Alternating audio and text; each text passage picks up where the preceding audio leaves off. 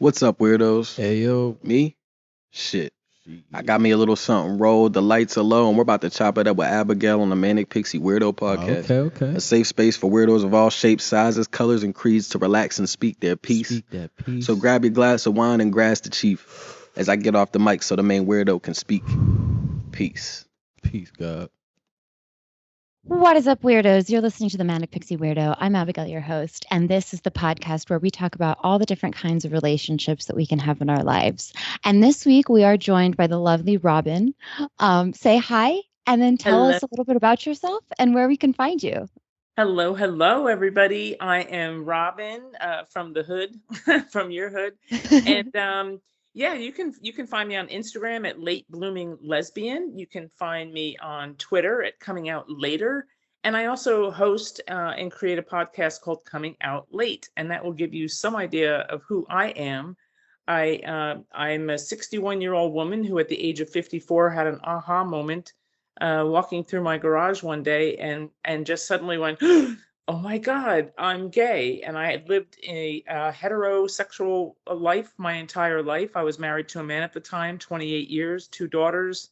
And I didn't see that coming, I'll tell you. So I've really dedicated my life right now to, to my podcast, Coming Out Late, as well as support groups for other women coming out late also. And there are thousands of women coming out later in life. It's amazing. Yeah, which is one of the reasons why I really wanted to talk to you. And one of the reasons why we're here is because we are here to talk about coming out and coming out late. So I guess let's just kind of start from the beginning. Like, what was that like for you when you realized this? Were you shocked? Were you scared? What was that like? Yeah, it was pretty crazy. Because in general, looking back, and all of us who come out late, hindsight is 2020. We can look back and say, okay. But for me, I think it was a 10-year span of an awakening. Somewhere around the age of 44, 45, I think I started getting hints and clues from the universe, little taps on the head here and there.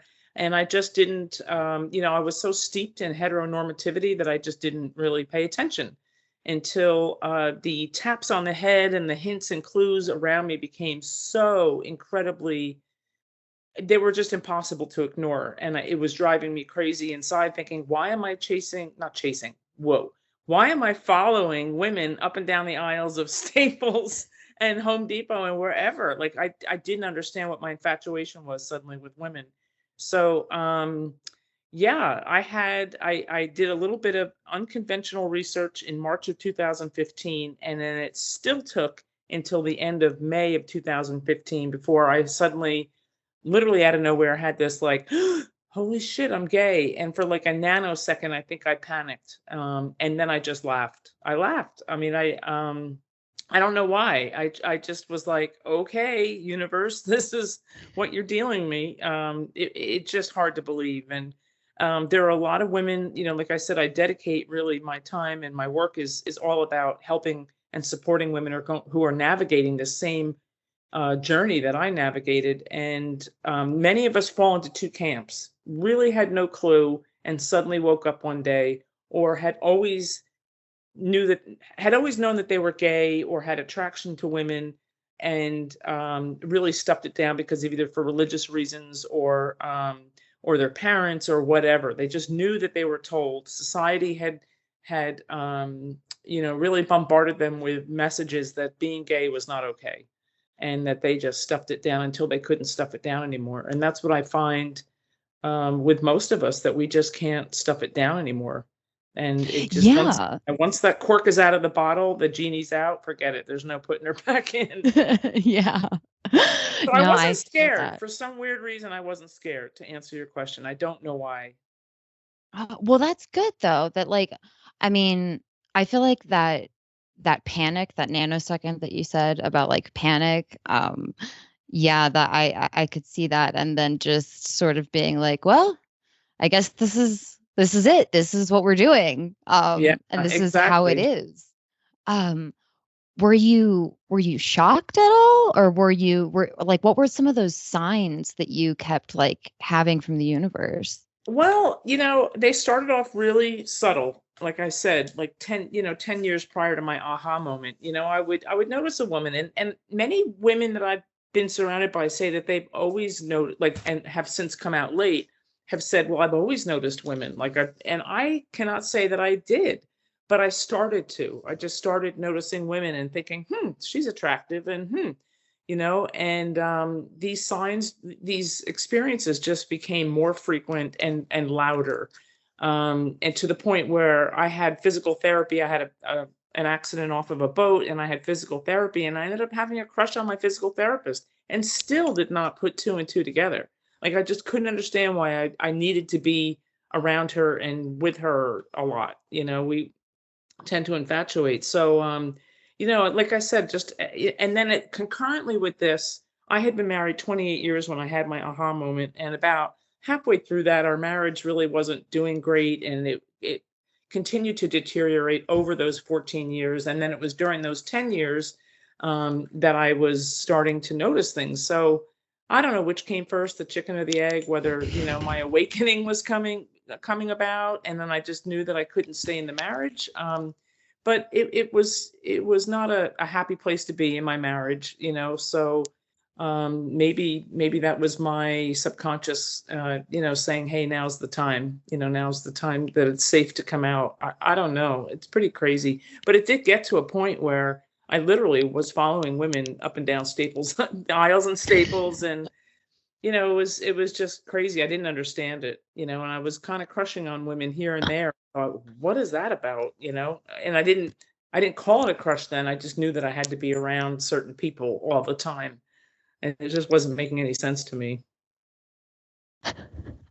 Yeah, I remember when I first sort of had like my very first kind of awakening with that. I was very scared. I had no idea what was going on, and I was Yeah. like, but I'm sort of somebody who like throws caution to the wind and is just like, we're just gonna run headfirst into this and see what happens. Yeah. I don't necessarily recommend doing that. I don't Yeah. like take your time kind of a thing. I think my reaction would have been different, way different, if I was in a very happy, fulfilling marriage. I think I would have maybe been more panicked, like, oh my God, what do I do now? But I guess maybe I saw this as that my awakening to my sexuality, was like my ticket out somehow. It gave me the Was it strength like to leave. relief? I think it was. I think it was, in a really weird way, a very unexpected way, that I just saw this as like, maybe my sexuality percolating to the top gave me the strength I needed to leave a bad marriage, which is Mhm. bizarre. I'm just very thankful. Oh yeah. I mean, but I can only imagine what that must have been like too, just a cascade of like emotions with like the Oof. marriage and then Yeah, just like everything sort of like all kind of hitting you at once kind of a yeah. thing. I can. It's really, really intense. And that's why it's really been a blessing to me that I'm able to help other women that are going through this journey.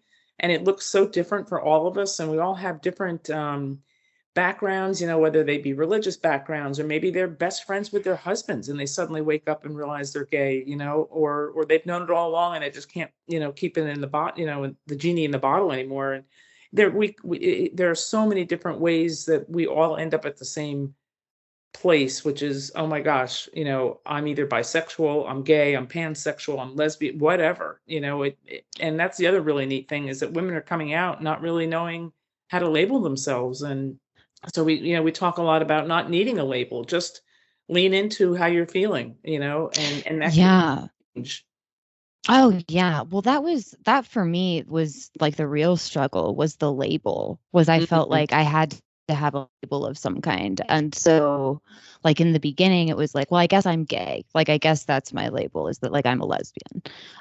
Turns out that's a no. But I'm also not necessarily like bisexual either. And it turns out that like it really doesn't matter to me. And so pansexual is really more like the way that like I view myself, Yeah, is because I view it more as like people, and I'm just attracted to people.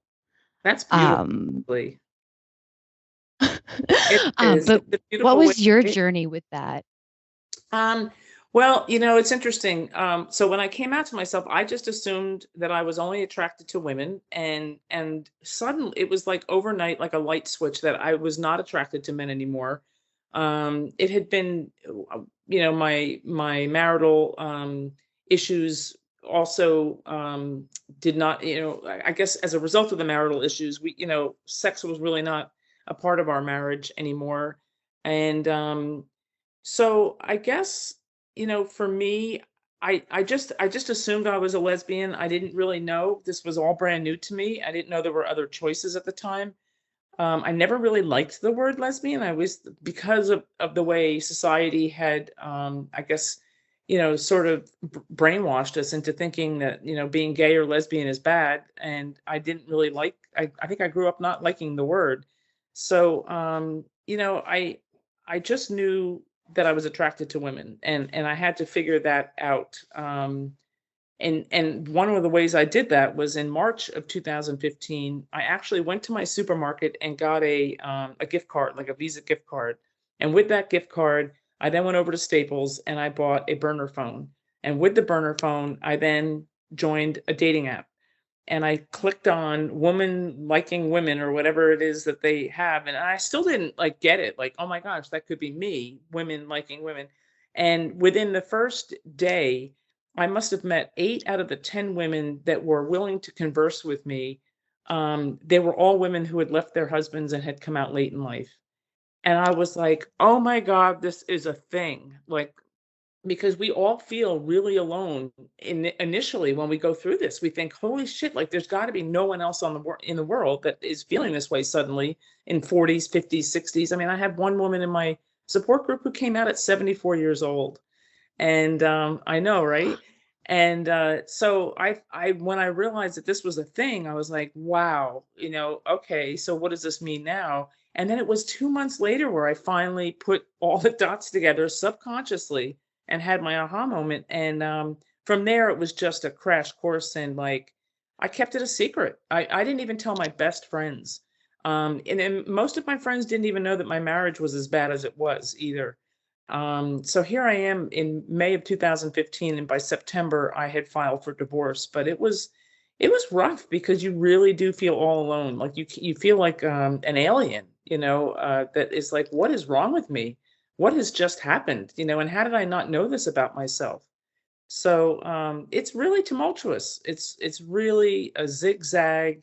There's a lot to learn. There's the ins and outs of the whole gay and queer world.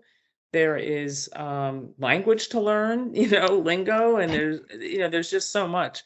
But and here's the interesting thing is women have asked me like, well, how did you know you were 100% sure that you were gay, having never been intimate with a woman? And I'll tell you, I just knew. I just knew. I mean, granted, it was a 10-year percolating, it was marinating for 10 years in me. So I think when I finally had my aha moment, it was just so obvious to me that I didn't need to have an intimate moment with a woman to know that I like women. It was bizarre. And many other women have confirmed that on their journey as well. So yeah, and it was a very, very wicked, tumultuous, horrible divorce that lasted almost 3 years. Oh Yeah, my gosh. it was really horrible. But all I wanted was to be free. I wanted to be free of that marriage even before I knew I was gay. And then once I found out I was gay, I was like, this is what's given me the strength to just get through this. And I've never felt freer or happier in my whole life. Oh my gosh. I know. Yay. I know. It's just been amazing. It's been amazing. And I've met so many cool people like you and all the women in my support group and people that I interview on my podcast. It's just incredible. The journey's incredible. And the relief that these people feel to be in a Zoom room talking to each other about these very vulnerable, private, realizations about ourselves, and just feeling, I mean, that we're brought to tears over the fact that we have each other to talk to. Yeah, well, I can imagine. I mean, like when I was going through it, it was like for me, it was very shocking at first. But then it was like the reason that I kind of felt I began to feel more comfortable. Like, and that was one of the ways that I like knew that I was kind of like on the right path here with my Mhm. sexuality. Like I began to feel more comfortable with like this part of myself once I Mhm. kind of got over that initial like shock and anxiety and like all the hoopla blah kind of thing. Yeah. um but that safe space is like really really like comforting, and it just helps a lot. uh how are you able to cultivate that, and like what have you done, what have you found that like helps to create those safe spaces? Well, when I came out, it was about 7 years ago, and there were no podcasts, or not that I knew of. There were no private groups or Zooms or many Facebook groups either around then. And I was very lucky that somehow I found out about. Trying to remember. I think it was somebody somehow I found out about another podcast that was one of the first on the scene, and it was about coming out late. And the two co-hosts of that podcast were also late bloomers. And in their podcast, they mentioned a private group called the Bloomer Society, and that they were on Mighty Networks or something. They now have gone to like a smaller private group, but so I joined this Bloomer Society and not knowing anybody. And once a week we got together on Zoom and just talked to each other. And that group has formed and stayed friends. And I actually met actually she's now an ex-girlfriend, but I met a woman in Bloomers who I dated for a while. And I just realized, wow, we need more of this. And that's when actually it was a year ago, October 11th, that I started my podcast on National Coming Out Day. I aired my podcast and then started a Facebook group and just thought, well, maybe if I build it, they will come. And my God, I have over 3,000 people in my Facebook group.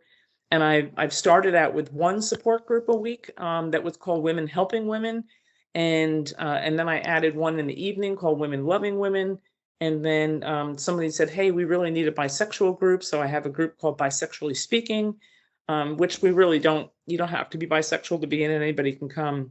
And then the last one I just added, it's brand new, called 50 Plus and Fabulous, and it's for women who are 50 and over. And then in the works, which is probably going to be launched later this month, I have a support group that I'm going to be calling Helping Him Heal.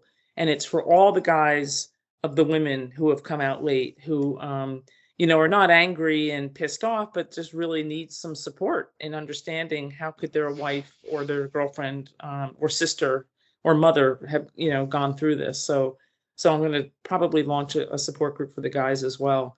And it's just grown. I mean, I'm still amazed at the number of women who are coming out late and still coming out late. It's just amazing. I have 100 women a week who join my Facebook group that are coming. Yeah, 100 women a week, Wow. and we range in age from late 20s to, like I said, mid and upper 70s. It's crazy. Oh, wow. That's amazing though. Like Yeah, congratulations. That's thank you. awesome. Yeah, it's very heartwarming. It's so heartwarming because it's so appreciated. It really is. Yeah. Um, so I have to ask because this is sort of like personal on my end. Like, did you ever have any resentment? Like a little bit, like even just like a little bit of resentment that like it happened kind of late for you? It's interesting. Like, I have not personally, but a lot of women have. Like a lot of women in my support group. Like, look at all the time that I lost. I could have been, dating women 20 years ago or whatever. There are a lot of women that I actually help. I help them to get over their resentment and their anger that this didn't happen sooner. I mean, I was freaking 54 years old when I came out. I had my aha moment. But the way I look at it is, thank goodness I came out when I did. Like, I'm just so glad I had that opportunity. And knock wood, I'm healthy and I'm happy, and yeah, I'm still kicking. So I don't know. And I also I can't look like what part of my life in my past would I take away? I wouldn't have had my yeah. two children if I weren't married. And my 28-year marriage was not all bad. Like the last 14 were rough. And went downhill. But I mean, what part of my life would I remove and replace? I am who I am today because of that path that I walked, and the people that I've met and the people that I've loved. And so I don't personally, and I try to help the women in my support groups and on my podcast to try to just embrace the here and now, be grateful today, that you figured it out, and move forward, and try not to look in the rearview mirror too much. Yeah. That's really good advice, actually. I would Not easy to say do. no, no, no, no, no. Much easier said than done, I would say. But so okay, what do you have like a favorite part about this part of your life right Mm. now? Like that you're and like and what have you learned about yourself during this like whole thing? Well, those are two really good questions. Favorite part and what have I learned? The things that I have learned was that I did definitely grow up as a homophobe. I was a bisexual phobe or whatever, and I was a transphobe. I mean, I grew up a phobe, and in this process, I have opened my eyes, my arms, and my heart to all the different people in the world, and that's why I have them on my podcast too. I had a transgender woman on my podcast. I started this extra support group called Bisexually Speaking, because I used to feel the bisexual subset of the LGBTQ community is so misunderstood, and really the sad thing is, and I never realized that they don't feel like they belong in the hetero world, and they don't feel like they belong in the queer world. And it's like, wow, I never thought about that. And I had all the same kind of prejudices that they feel and that they describe, I felt and thought. And so I'm just trying to be a better human being every day, and be, learning that I'm queer, and living in the queer world has exposed me to such great people. And it's forcing me, even though I want to really open my eyes and open my heart, and just learn that we're all just people, and it's all about love, and that's about it. So I'm learning that. One of the favorite thing, like, what are some of the favorite things? There's so many things about coming out. Like, first of all, I just feel so free. I just feel so free to be me, and I really don't give a shit what people think. I really don't. And I'm very out and very open. And I would say, I mean, one of the most shocking things, and I thought it was just me at first, but all the women who come out late confirm this, that no matter what age you are when you come out, you feel like a 14-year-old boy going through puberty. Like, suddenly your libido like wakes up, and you're just like, oh my gosh, like, it's the most bizarre thing. It's crazy. So that's been fun. Oh yeah. That's been one of my favorite things. And just, I don't know. It's just man, I mean, at 54, I didn't know. I thought I was done. I've lived, not done like dying, like I should be dead, but like I thought I had seen it all in my life. I've had, a lot of different triggering experiences, and losses, and a lot of not great things go on in my life. And I thought, well, I've seen it all. I've done it all. So like the fact that and now a lot of women are like, well, what else don't I know about myself? And I have wondered, what else could possibly be on the horizon that I'm not expecting or realizing. But it's just been for me personally, it's been a great journey. It's made me be a more open, flexible person. That's for sure. It's just been cool. Yeah. Are you excited like to see what happens and like Oh where this all yeah. I mean, goes, you know? I've dated a lot of women. I've had my heart broken every time. It's hard.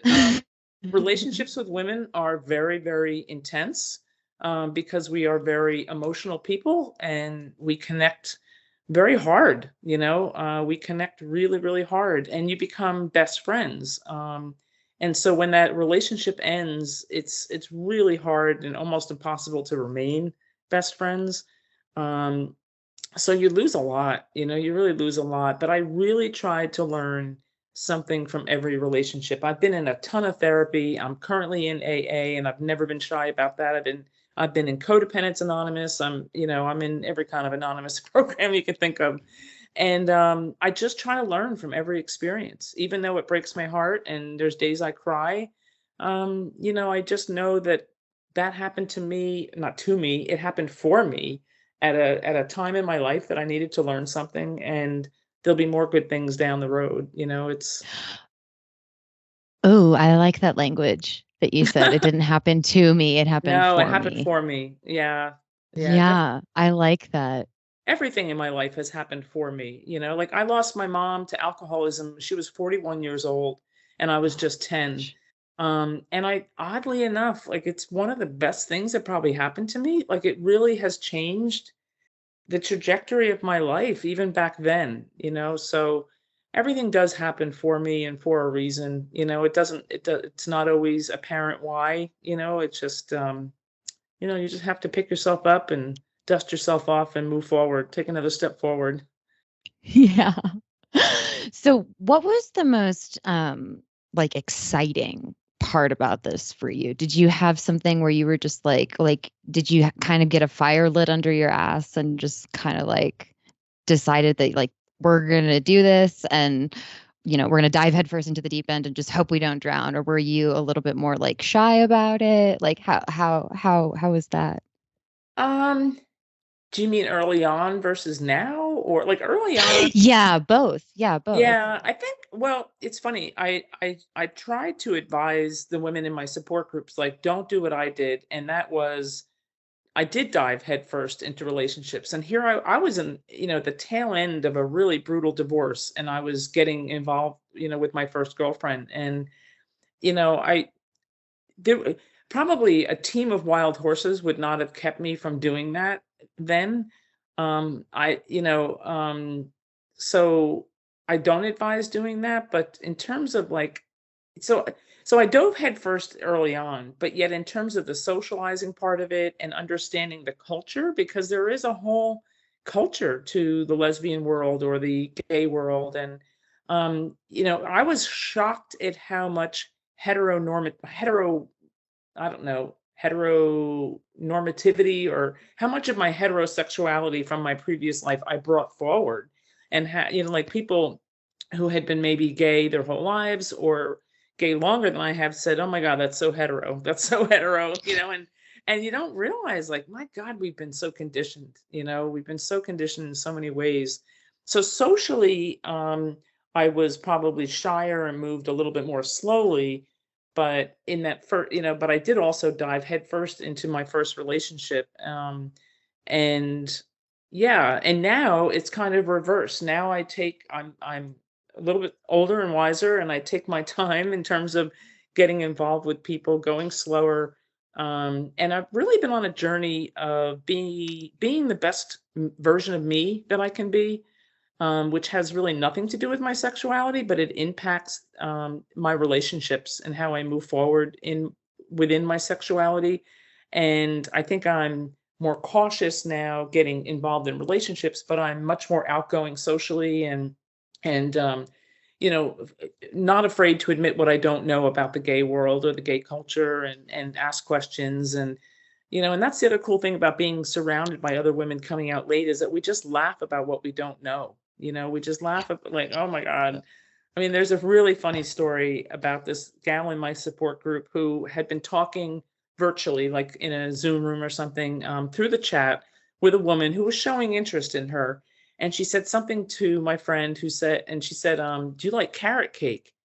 And my friend, newly out, is like, "Carrot cake? Is that code for something like carrot cake?" So she starts Googling, like, what does carrot cake mean in the lesbian world? Or what is carrot cake in the gay world? And it was so funny. And as it turns out, this woman just was asking her if she's ever had carrot cake or likes carrot cake.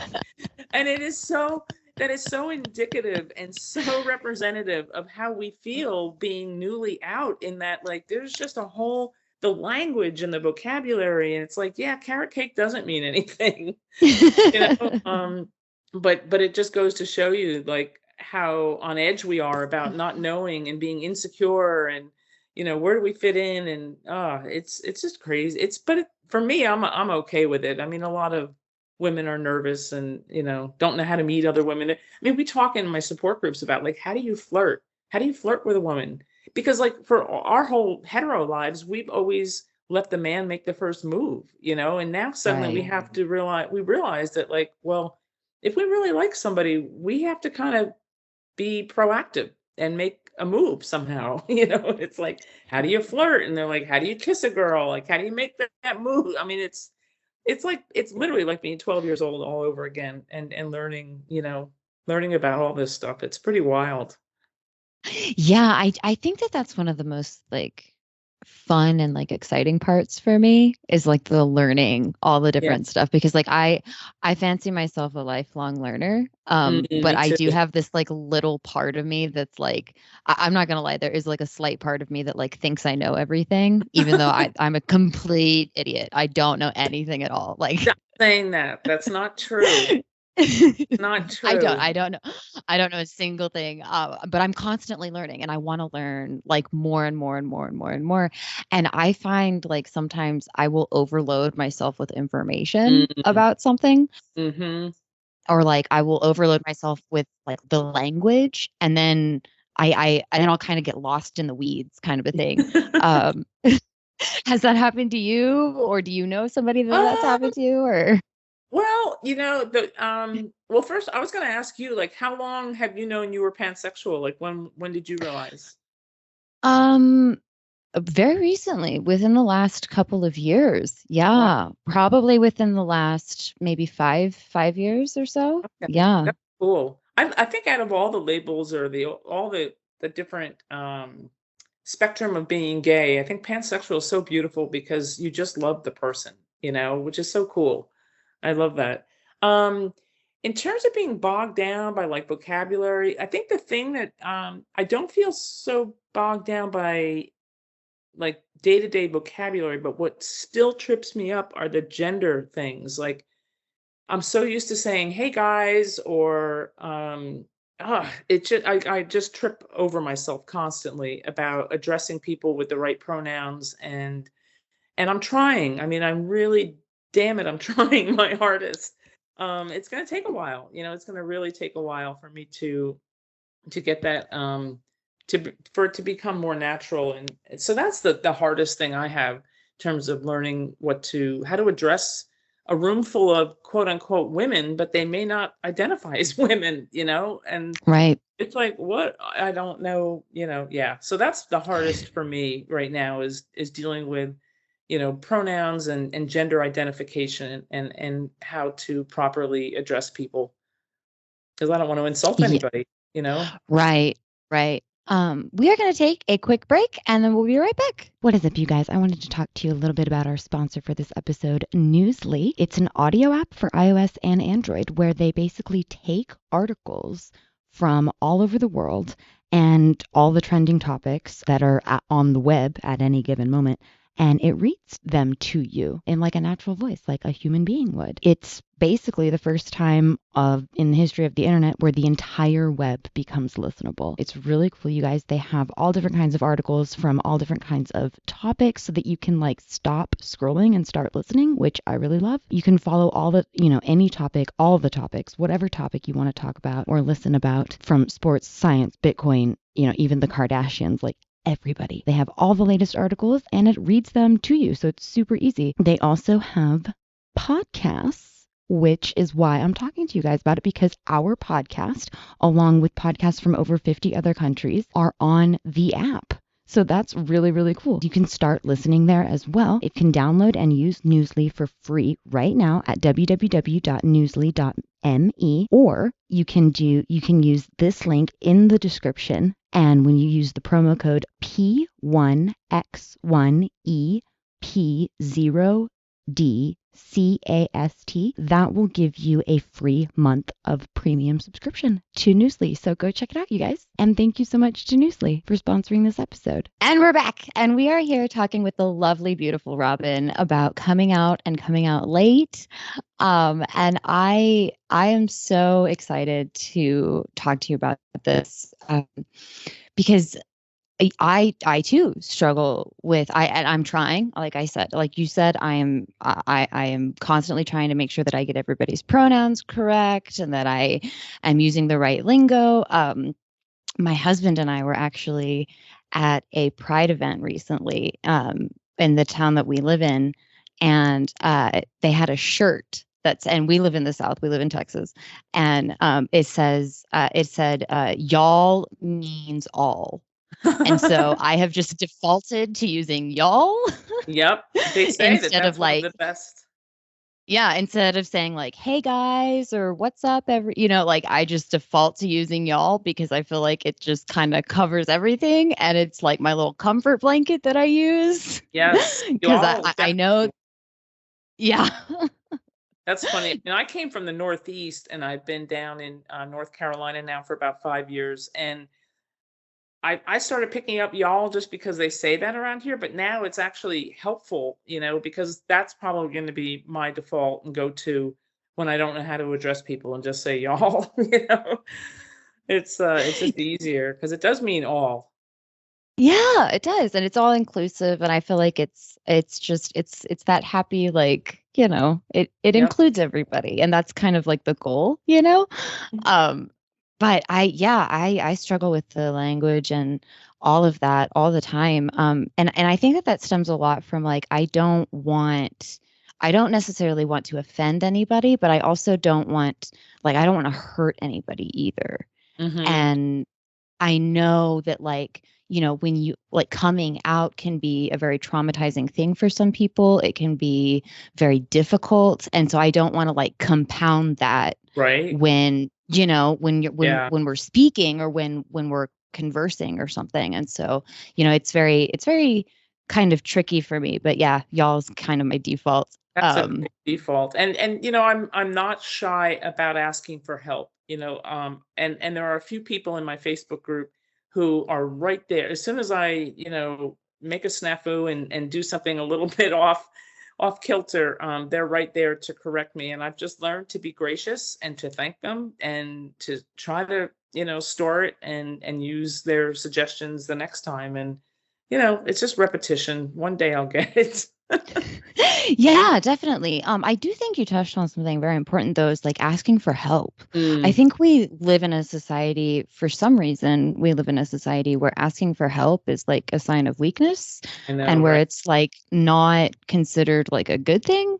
And I do not accept that. I refuse to accept that because like I heard this thing one time and it was like, you are born with every animal, every species is born innately with this one ability that they need to survive. So like giraffes are born with legs and they can come out and they can just walk. And human beings, our first reaction response when we are born is to cry, is to seek help.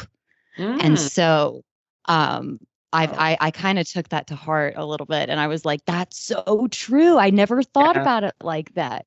Yep. I've never been shy to ask for help. I just haven't, and even more so, especially after I got divorced. My God, unfortunately, the way our relationship and our marriage evolved, he ended up taking care of all the financial things and taxes and insurance and medical and blah blah blah.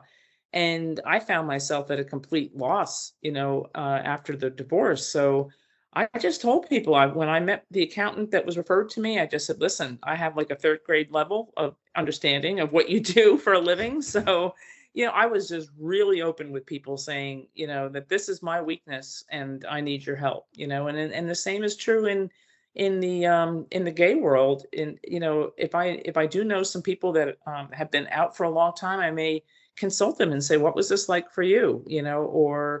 Or just ask for help with the gender and the pronouns or whatever it might be, and I think that's what helps disarm people when they're in my support group, because I don't profess to know it all. I just don't. We're all learning together. We may be at different stages of this journey, but we can all help each other out just by saying, hey, I need help, I don't understand this. Yeah. Yeah. What would you say would be like your best words of wisdom or words of help to give somebody Who's just coming in. who's, yeah, yeah. Words of wisdom or words of advice. Wow. To not feel guilty and not feel shame, um, that this just is what it is. And yeah, they're probably, if they are partnered up with either a man or whoever, yes, you're hurting that person, and yes, you may be breaking up your family if your family unit chooses to go that route, and not all families do, which is really cool. Um, but to try to really uh, give yourself as much grace and love as possible, because this is not something anybody planned to do, wanted to do. Nobody sets out getting married wanting to hurt, the other person. So I'm on a mission to try to get women to not feel so much shame and guilt and fear, and to make the decisions in their life that are in their best interest, and it's not selfish. Yeah, I like that. And Not I an like that easy you task. said that it's not selfish. No, it's not selfish. It's self-care. It's self-care, not selfish. And Well, even because you're affirming something about yourself, right. right? Yeah. I mean, yeah, does the timing suck? Sure. You might be 10 years into your marriage. It's like, oh my God, but you still have to face these things. No one said when we came out crying as babies that life was going to be smooth. It just, Right. nobody guaranteed us that. But we're all capable, really capable, strong individuals that, just, it's not a selfish act to need and want to live your life as a gay individual. There's no shame in it. And I really don't want women to feel guilty about it. Yeah. And I think that is very important, is the guilt and the shame, Mhm. and recognizing that within ourselves, and then being able to um figure out what we need to do to sort of let that go, Yep. because not everything is within our control or within our power. And you know just because, and also, to use the language of, like, there's nothing wrong with you. It's not Right. it's not that you're broken. It's not that you just didn't, like, it's just that you just didn't come with that part. You came with this other piece Exactly. that, and so I don't does that make sense? Yes, it makes total it's funny because as you were talking, I was like, I wanted to share the message that there is nothing wrong with any of us. We were born exactly how we needed to be born, and we each have, really beautiful parts to share with the world. And sometimes, and just like me looking back and not regretting any parts of my life, the women that are coming out and making the decisions that they're making, we need to honor those parts of our past and know that that's how we got to where we are today. And yeah, none of us are broken. We were not born broken, and we are still not broken. Yeah. There's no two of us alike, and we were just born the way we were born. I mean, I have ADHD that I suffered with terribly, and I finally freaking just got medicated for it. Only a couple of weeks ago, I went on an antidepressant and felt shame about it for the longest time. Wouldn't tell anyone about that. So I mean, we're not broken. We all just have different needs, we're on different paths. There's nothing Yeah. wrong with us. There's nothing wrong with us. No, it's just, you kind of got to find, I feel like, life is a journey. It's so cliche to say, but it's just true. It really Um, is. but along that journey, I feel like I have learned a lot, and I continue to learn a lot. And I hope that I never stop learning. But also, I find bits and pieces of myself that, like, fit along the way, that fit within me. And I'm just like, Yeah. oh, okay, this goes here. This goes here. Yes. This is, And you it's yeah. know? Yes. And I feel, I mean, having digested a lot of your podcast over the last 2 days, you're a beautiful individual, a beautiful person. And yeah, I mean, you are on a beautiful journey, and I just want so much for you to love you for who you are, and all those pieces. And yeah, these pieces are not clear to us. We're not given the whole puzzle, on day one that we're born. I just picked up this gay piece, 7 years ago, and it's like, oh, okay, that fits here. And I was never a very religious person, never, but I felt some little stirring in me that I was spiritual, and now on this journey, I have gotten more and more and more spiritual to the point where I can actually manifest things because of my belief and my faith. And it's just a journey. There's no don't look for the end zone, because there is no end zone. enjoy today, enjoy life today, enjoy the people in your life today, be grateful for something. I sat here today watching a gecko on my screen, just trying to catch bugs and laughing hysterically. It's the little things in life. We can't sweat the small stuff, or especially the big stuff too. It's just not worth it. Our Oh time yeah, is too short. definitely. I mean, side quest. I love geckos. They're so cute. I I think they're the most adorable. Oh, Of all the they're all lizards, over. they're my favorite. Which ones? Them and salamanders. Oh, I Salamanders and love geckos. as a kid, I loved salamanders. My younger daughter actually breeds crested geckos, and they are so cool. They're bigger than the regular geckos, and they're really cool. But yeah, they entertain me all day. One of them got in today, and I had to escort him out. I mean, they're just hysterical. They're They really really funny. are. But it's the little things in life, right? You Yes, got to take pleasure where you can get it, kind of a yes. thing. And Um, actually, there's pleasure all around us. It's we have choices in life. We can choose pleasure, or we can choose to go the hard way. And there's no need to have to choose to go the hard way. I mean, like I said, life throws, crazy spitballs at us all the time. And, we don't have to choose the hard way. We can choose being positive and being loving and just being accepting, of whatever. Dodging yeah, those life is pitfalls. well, life is hard enough. Why would you try to make it harder on Right. yourself by, doing those things, kind of a thing? Exactly. I had this guy, I was in a seminar, or was it really a retreat? And he drew these two pictures on the board. One was just a straight line going across, and the other was a wavy line, up and down, up and down. And he said, now these are EKGs, and the EKG machine is what measures your heartbeat, and a flat line, it pretty much tells you that you're dead.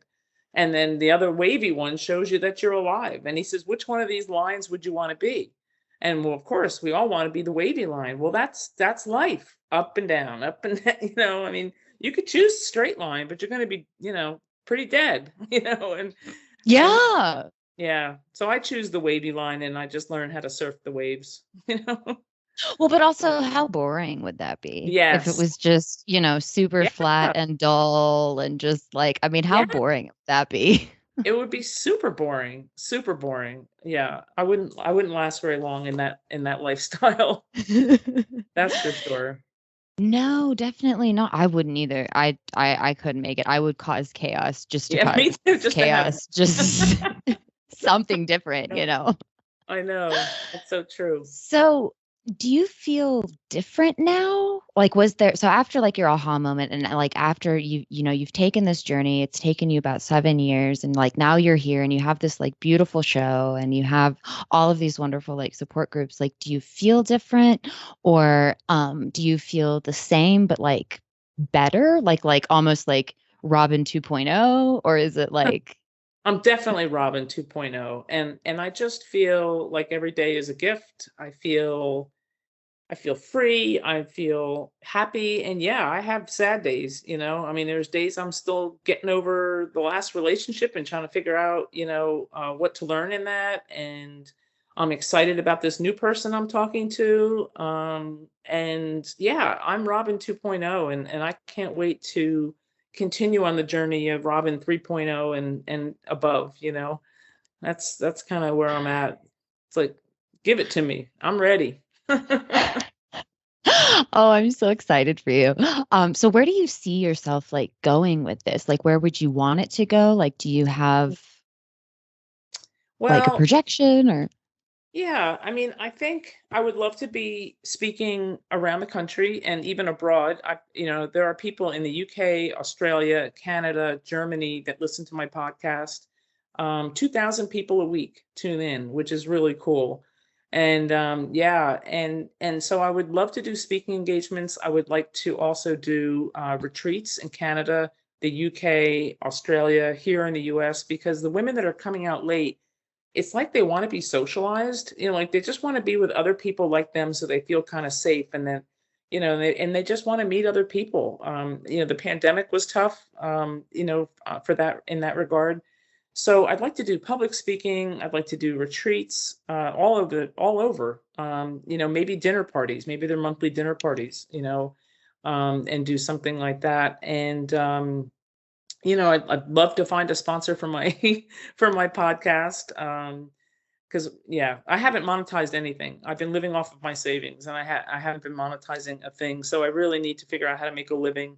And I'm probably going to be doing a private membership site so that we can get out of Facebook. And we've had a lot of breaches over there. So I want to get over to and maybe do some online digital courses for women, because there are so many different areas that they want to learn things about. So I would love to do that. And I have a really wild and crazy idea for this company, Barb. They are two gay women who created only 2 years ago a pomade for women who have short hair to style their hair. And I had this desire to get them to purchase an RV for me to drive around for them.